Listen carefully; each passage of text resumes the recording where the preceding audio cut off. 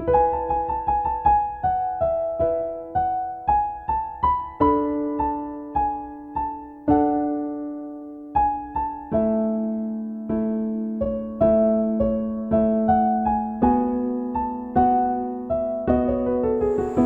nome do Pai, do Filho e do Espírito Santo. Amém.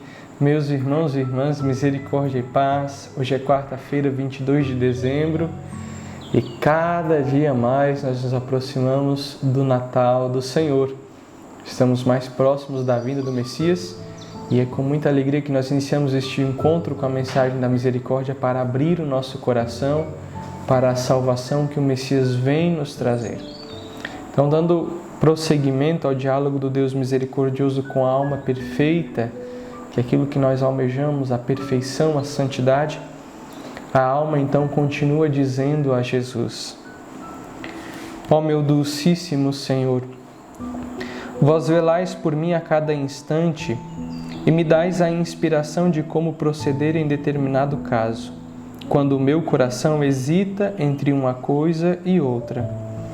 Fostes vós mesmo que tantas vezes interviestes para resolver a questão.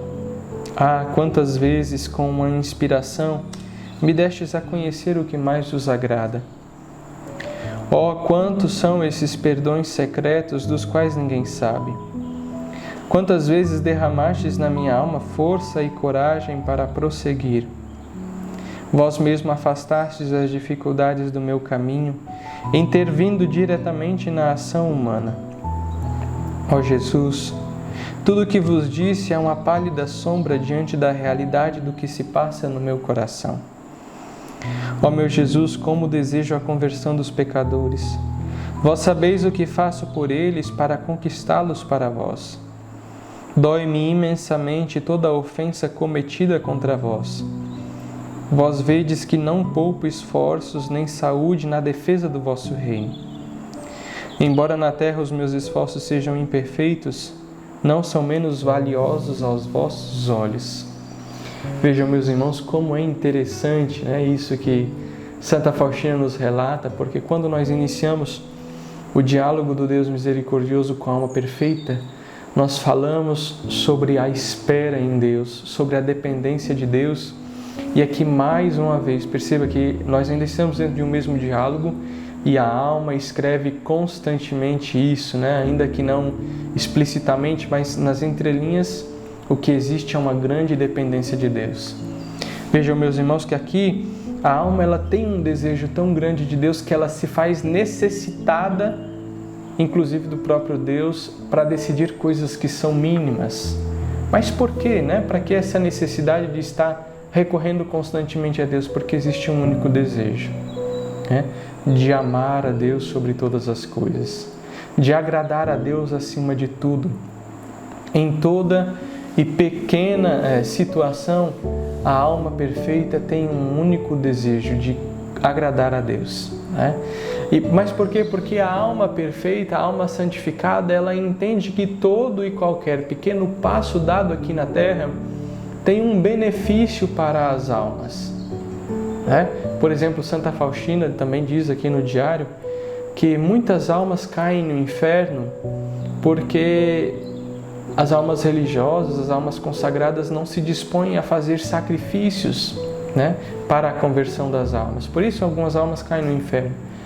Mas, por exemplo, numa situação como essa de renunciar inclusive a um pequeno pensamento para resolver alguma coisa, é um sacrifício que nós podemos fazer para ofertar a Deus. Este é o sentido da vida espiritual. É procurar agradar a Deus, ser agradável a Deus em todas as ocasiões. Romper com a vontade própria que tantas vezes nos tirou da vontade de Deus.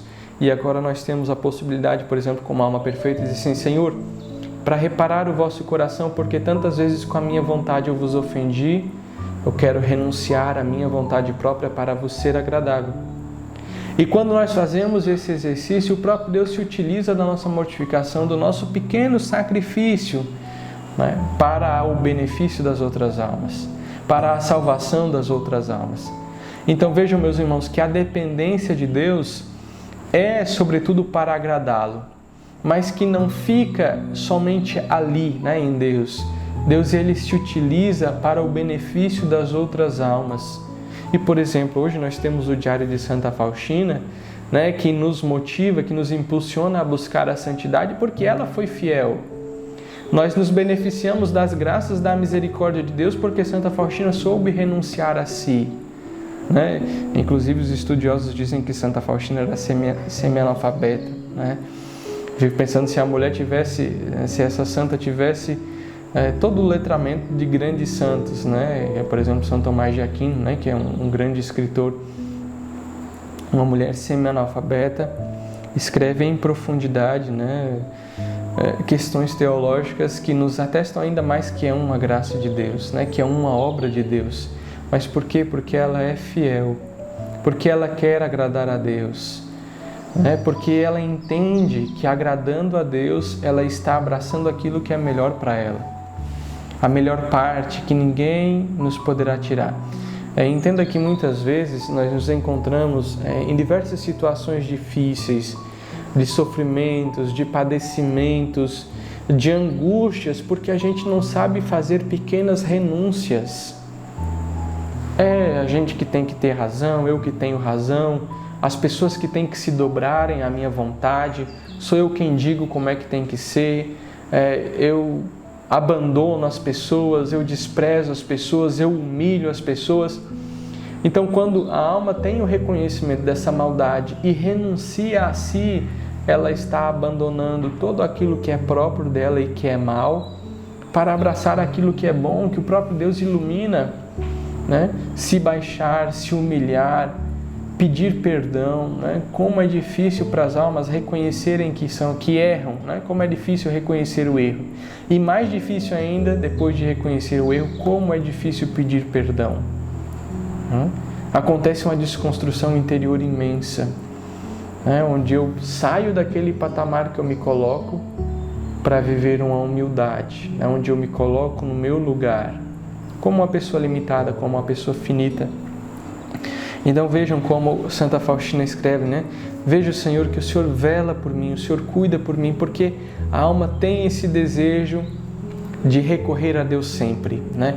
De ser dependente de Deus sempre. Como, Senhor, farei para vos agradar? Né? O que farei para vos agradar?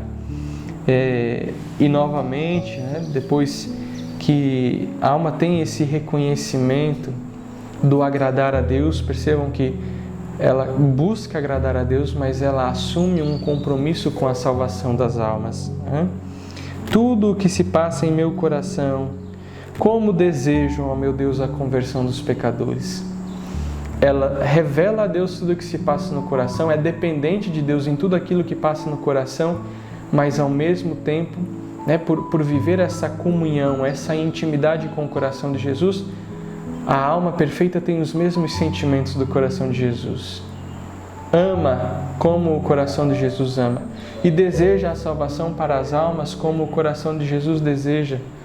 Santa Teresa de Jesus diz que quanto mais santos nós somos, mais sociáveis, né?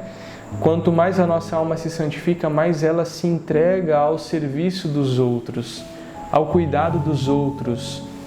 Uma alma santificada, ela não é egoísta, ela não se fecha em si, né? Se fecha aos outros para não ter problema com os outros, muito pelo contrário, né? Uma alma santificada, ela enfrenta todas as barreiras para lutar pelo outro. Percebe Santa Teresa de Calcutá, né? Quantas injúrias, né? Quantas dores, quantas dificuldades, e ela se mantém ali fiel para cuidar do outro, porque ela entende que o que ela faz ao outro é ao Cristo que ela faz. Né? Então, percebam, meus irmãos, que na medida em que a alma se santifica, ela assume também um compromisso, pela comunhão com o coração de Jesus, ela assume um compromisso com a conversão do outro. E Santa Faustina nos ensina no diário que nós temos 3 formas de anunciar a misericórdia. Pela palavra, pelo testemunho, pelas obras, né? E pela oração. Todos nós podemos anunciar a misericórdia. Temos essas 3 formas. Por exemplo, agora na mensagem da misericórdia, você está ouvindo esta mensagem por meio da minha voz. É uma forma de anúncio.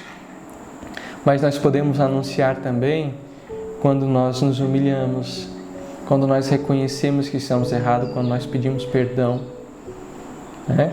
Mas nós anunciamos a misericórdia de Deus também quando nós nos unimos ao coração de Jesus para implorar a misericórdia, para rezar pela saúde do outro, para rezar para que o outro vá bem, né?